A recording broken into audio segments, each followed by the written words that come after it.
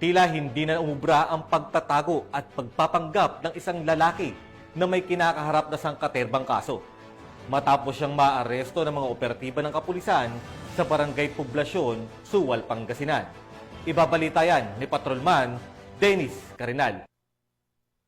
Estado ng mga tauhan ng SWAL PNP ang isang most wanted person sa Barangay Poblasyon, Suwal, Pangasinan kasama ang RIU-1 IG PIU Pangasinan PPO habang kinilala ni Police Captain John C. Ramos, hepe ng SWAL MPS, ang akusado sa pangalang alias John, 29 years old, residente ng Barangay Poblasyon, Suwal, Pangasinan.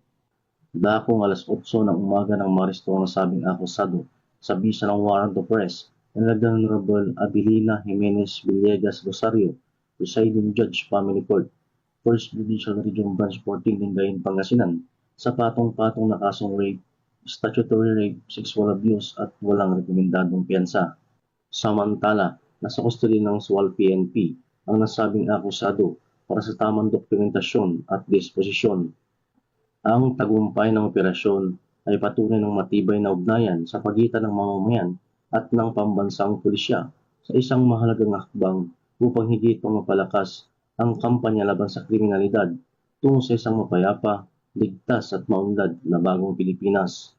Mula dito sa PKG Ilocos Region, ako po ang inyong Police News Network Correspondent, Patrolman Dennis Carinal, alagad ng batas, tagataguyod ng Balitang Pulis.